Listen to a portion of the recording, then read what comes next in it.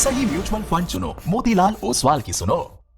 नमस्कार दोस्तों, स्वागत है आप सभी लोगों का हमारे YouTube चैनल पे फिर से वापस आने के लिए। आज हम डिस्कस करने वाले हैं कि किस तरह various asset category return generate करती है, और हम ये पूरी सीरीज करने वाले हैं जिसके अंदर आपको डेट का, इक्विटी का, गोल्ड का, अलग अलग असेट कैटेगरी में किस तरह रिटर्न जनरेट करते हैं उसके बारे में एक्सप्लेन किया जाएगा। सबसे पहले हम लेते हैं डेट, और डेट के अंदर भी हम सब डिवाइड करेंगे अलग अलग कैटेगरी, ताकि आपको बहुत अच्छी अंडरस्टैंडिंग आए बेसिक लेवल पे, और फॉर एवर आपकी अंडरस्टैंडिंग रहे कि डेट और अदर असेट कैटेगरी में किस तरह रिटर्न जनरेट होता है। तो डेट में अगर हम डेटा देखें इंडिया की या किसी भी मार्केट में, तो डेट ने इन्फ्लेशन के आसपास रिटर्न दिया है।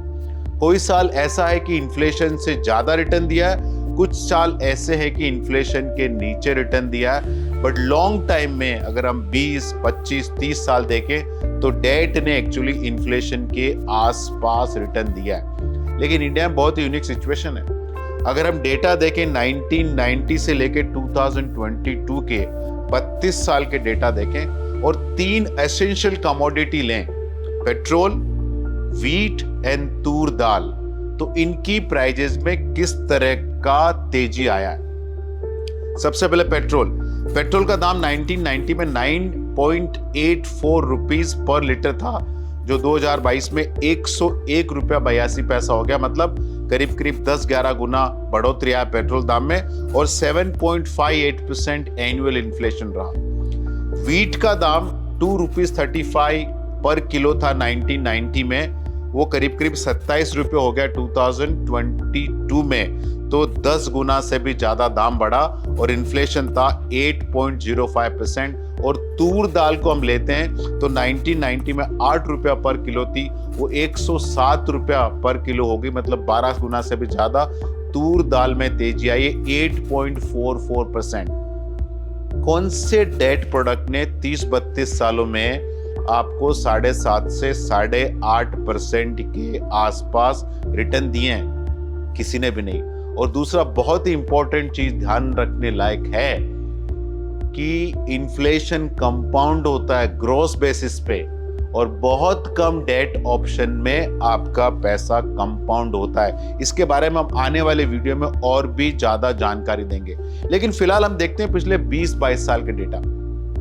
तो पिछले 20-22 साल के डेटा अगर देखें तो मालूम पड़ेगा कि इन्फ्लेशन करीब 6.8 to 7% के आसपास रहा है। एफडी रेट 3 से 5 साल का एफडी रेट भी एवरेज करीब 6.8 to 7% के आसपास रहा है पिछले 20-22 सालों में। और अगर हम सबसे पुराना लिक्विड फंड लें इंडिया के अंदर, जो कि एचडीएफसी लिक्विड फंड है, अक्टूबर 2000 में लॉन्च हुआ वो फंड, अगर उसके हम 23 साल के करीब करीब डेटा लें तो इस फंड ने भी 6.8% पे पैसा कंपाउंड किया है। तो सिंपल लॉजिक अपने को मन में रखना है कि debt equal to inflation equal to liquid fund return. अगर आपको अपना कैपिटल पे किसी भी तरह का रिस्क नहीं लेना है और इन्फ्लेशन के आसपास रिटर्न जनरेट करना है, तो लिक्विड फंड को आप प्रेफरेंस दीजिए। और इसके बारे में और डेट के बारे में और न्यूएंसेस हम आने वाले वीडियो के अंदर डिस्कस करने वाले हैं। दोस्तों, वीडियो सिर्फ और सिर्फ एजुकेशनल पर्पसेस के लिए है। आपको कहां इन्वेस्ट करना है, कहां नहीं करना है, अपने म्यूचुअल फंड डिस्ट्रीब्यूटर से कंसल्ट करिए। Mutual fund investments are subject to market risk. Please read the offer document carefully before investing. और ये मैंने डेटा दिखाए हैं, पास्ट डेटा है, फ्यूचर में ऐसा होगा कि नहीं होगा मुझे पता नहीं है। और कोई भी इन्वेस्टमेंट ऑप्शन में रिटर्न देखने से पहले रिस्क जरूर समझें। दोस्तों, ये वीडियो आपके फायदे के लिए क्रिएट किया हुआ है। फाइनली ये आपका पैसा है, आपका फ्यूचर, आप डिसाइड करें। हम इस पूरे प्रोसेस में बहुत ही छोटे एनेबलर हैं। Investment in securities market are subject to market risks. Read all the related documents carefully before investing.